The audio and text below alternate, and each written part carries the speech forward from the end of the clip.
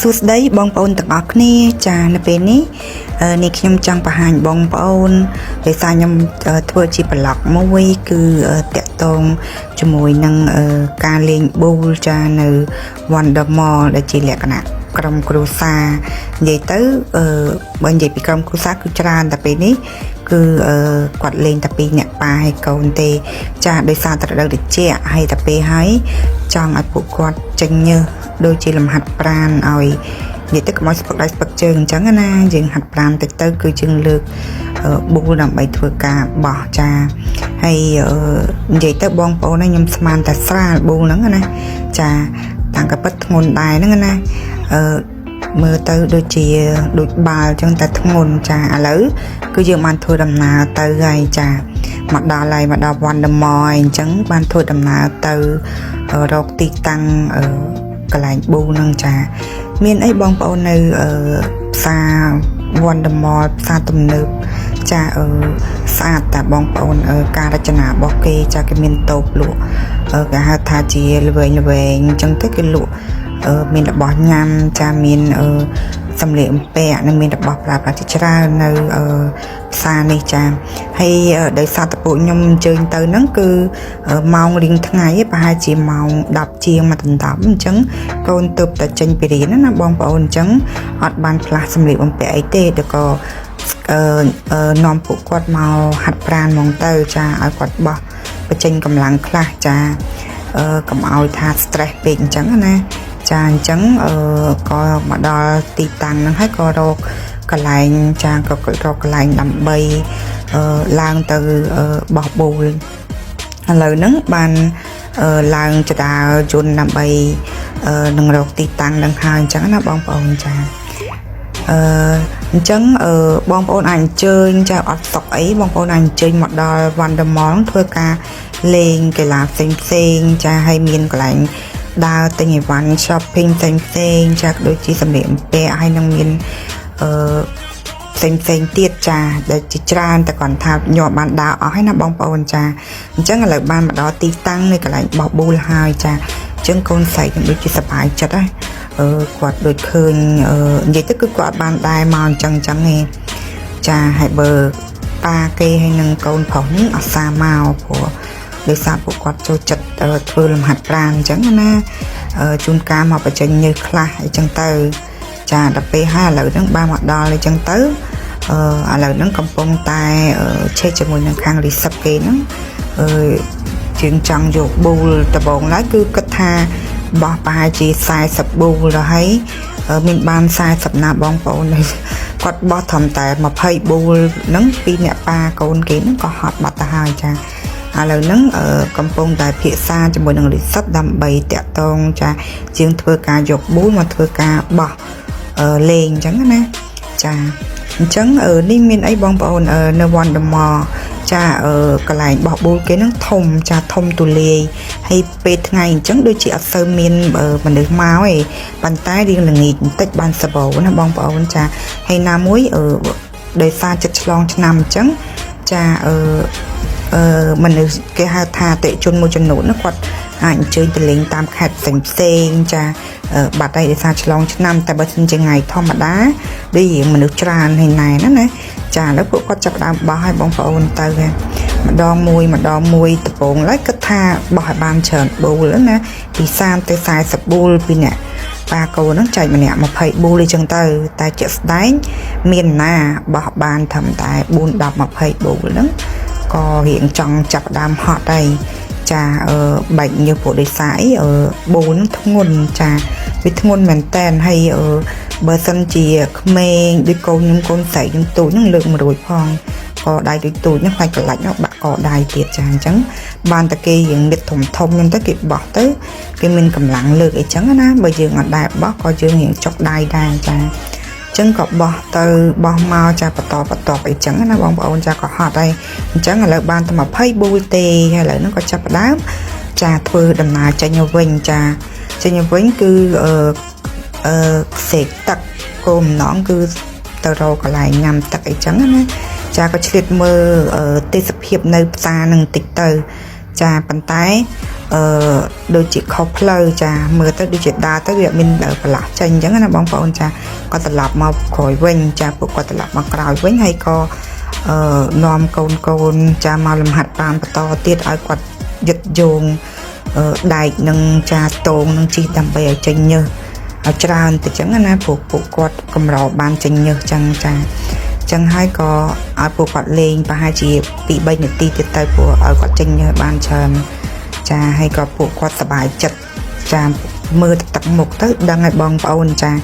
គឺគាត់សប្បាយចិត្តនឹងការជិះលេងហើយលំហាត់ប្រាណរបស់ពួកគាត់នឹងអញ្ចឹងតនេពួកខ្ញុំអាសានាំគាត់មកកន្លែងលេងចឹងដែរអញ្ចឹងណាបងប្អូនពួកក្មេងៗជាទូទៅគឺគាត់អាសា stress គាត់រៀនច្រើនអញ្ចឹងគឺគាត់ stress ហើយអញ្ចឹងក្រោយពីនាំពួកគាត់ជិះតងលេងអីហើយក៏សេកទឹកគាត់ថាមកដើរមើលអីវ៉ាន់ខ្លះអីចឹងទៅចានិយាយទៅមិនបានទិញអីទេគាត់ដើរមើលគេលក់អញ្ចឹងណាចាដើមមើលគេលក់ចឹងទៅហើយក៏ចូលទៅលាក់គីចានៅក្នុងនោះមានលាក់គីដែរចាចូលដើម្បីរកទឹកឲ្យពួកគាត់ញ៉ាំចាអញ្ចឹងក៏ដើរមើលលេងហ្នឹងទៅមើលគាត់ថាតើមានអីក្រៅពីលាក់គីហ្នឹងឯងតាំងក៏ពិតមានច្រើនតើបងប្អូនគឺគេមានកន្លែងលក់ច្រើនមែនតើនៅក្រោយហ្នឹងទៀតនោះមានដូចជាហាងស៊ុបចាមានដូចជាចំណីសម្រាប់គេហៅថាសម្រាប់បរទេសចឹងណាដូចជាភីសាចាប្រោនមានចិត្តមាន coffee ច្រើននៅខាងក្រោយនឹងទៀតចាគេរៀបស្អាតមែនតើនៅ Wonder Mall ហ្នឹងចាអញ្ចឹង supermarket គេនេះគឺក៏មានលក់ច្រើនដែរចាអញ្ចឹងពួកយើងក៏ចូលហ្នឹងគោលដៅគឺមានទិញអីវ៉ាន់អីច្រើនហ្នឹងបងប្អូនគឺគាត់ថាចង់បានទឹកអីញ៉ាំឲ្យពួកគាត់ញ៉ាំអញ្ចឹងណាព្រោះយើងដល់ម៉ោងថ្ងៃត្រូវតែញ៉ាំបាយថ្ងៃអញ្ចឹងទៅក៏ដើរមើលលេងអញ្ចឹងទៅលោកមានរបស់ណាត្រូវនឹងទិញអីថែមទៀតអញ្ចឹងណាតែដល់ដើរចុះដើរឡើងទៅពិតរបស់គេល្អច្រើនណាបងប្អូនព្រោះតែយើងវាអត់មានគោលបំណងចង់ទិញទេអញ្ចឹងគឺគាត់សំដៅតែមើលទឹកញ៉ាំទេតែក៏ដើរមើលលេងតែបើសិនជាតំណងអាចនឹងទិញបន្ថែមទៀតក៏ទិញបន្ថែមទៀតបានចាអញ្ចឹងក៏ដើរមើលបន្តទៀតទៅមានអីបងប្អូនគាត់ខាងហាងគេហ្នឹងគឺអីវ៉ាន់ច្រើនមែនតើជា supermarket គេអីវ៉ាន់គេរាប់ពាន់មុខនិយាយទៅរាប់ពាន់មុខតែម្ដងអញ្ចឹងណាបងប្អូនចាអញ្ចឹងពួកយើងក៏ធ្វើដំណើរចាដើរមើលចុះមើលឡើងបន្តទៀតចាហើយចង់ដឹងថាមានលក់អីខ្លះនៅក្នុង supermarket នេះតាំងក៏ពិតគឺគេមានអីវ៉ាន់គេច្រើនដែរតាឥឡូវកូនស្រីខ្ញុំគឺគាត់ចប់ចិត្តតែទឹកដែលគាត់ហូបមានទឹកសណាបងប្អូនគឺដោះគោជូរចាគឺគាត់ពេញចិត្តនៅដោះគោជូរអញ្ចឹងក៏មើលទៅឃើញអញ្ចឹងទៅយកម្នាក់ម្ដបញ៉ាំទៅអញ្ចឹងណាចាហើយយកម្នាក់ម្ដបឥឡូវម៉ាក់កូនយកមួយនឹងហើយថាយកមួយណាយកទៅអញ្ចឹងណាចាអញ្ចឹងគេមិនយកច្រើនទេចាគឺគេយកតែបន្តិចទុកញ៉ាំឯងបងប្អូនចាអញ្ចឹងឥឡូវយើងក៏បានជាទឹកហើយអញ្ចឹងទៅក៏ដើរបន្តមើលទៀតទៅលោកមានរបស់ណាតំណងតែយើងអាចទិញទុកញ៉ាំ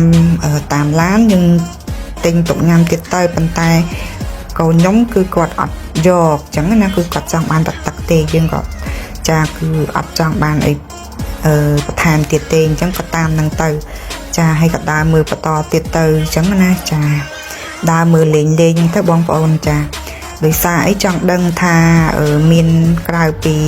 អីវ៉ាន់គ្រឿងភេសជ្ជៈហ្នឹងគាត់មានលក់បន្តទៀតអីគេនិយាយទៅគឺមានច្រើនមែនតែម្ដងសូម្បីតែខ្ញុំដើរមើលក្នុង supermarket គេហ្នឹងក៏ដើរមើលអត់ចង់ជុំដែរចាឥឡូវក៏យើងបន្តចេញមកហើយយើងទិញអីវ៉ាន់បានហើយទិញទឹកអីគាត់ញ៉ាំបានហើយក៏យើងចេញមកវិញចាដើម្បីបំរុងនឹង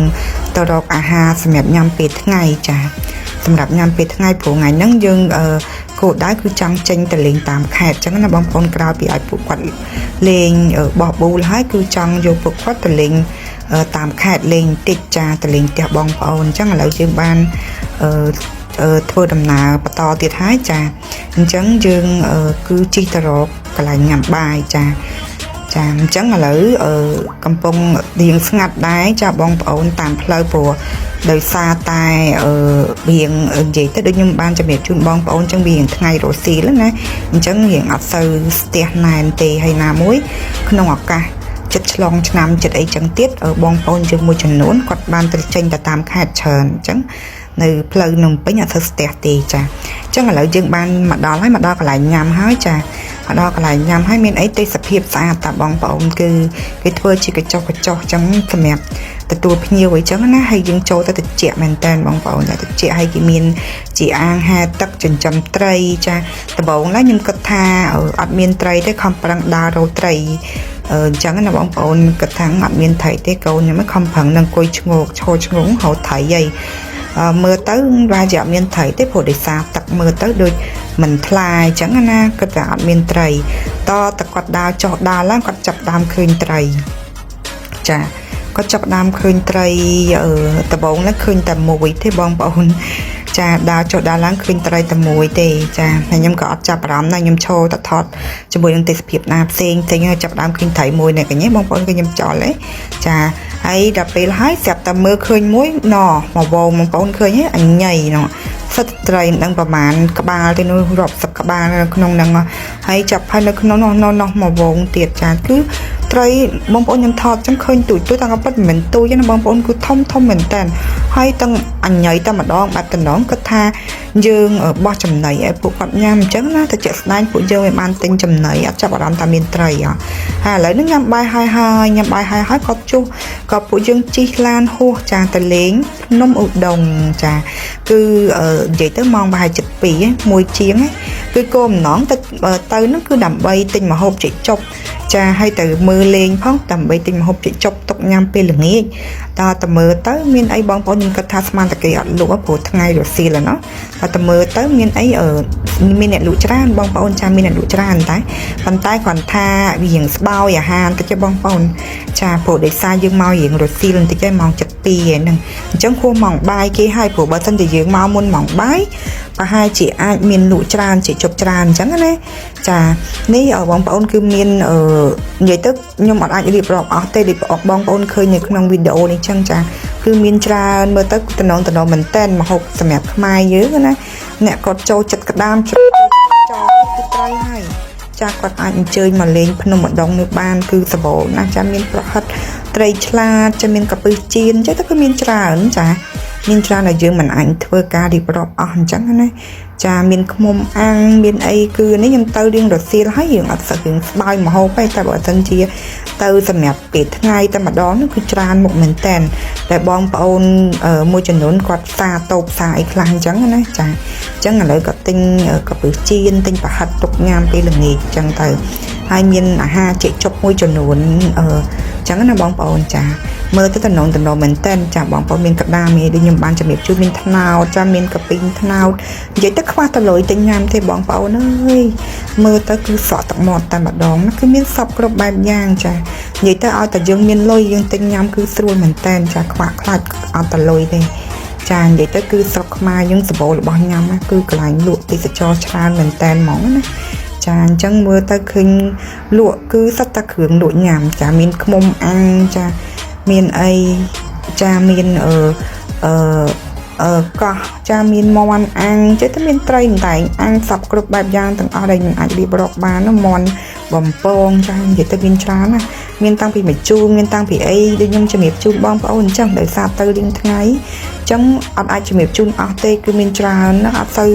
មានអ្នកលក់ច្រើនផងបើមានអ្នកលក់ច្រើនដូចពីព្រឹកវិញបងប្អូនណានិយាយខ្វះរបស់ញ៉ាំទេដូចទៅខ្វះតែលុយទិញតែម្ដងចាឃើញទេបងប្អូនអញ្ចឹងឥឡូវ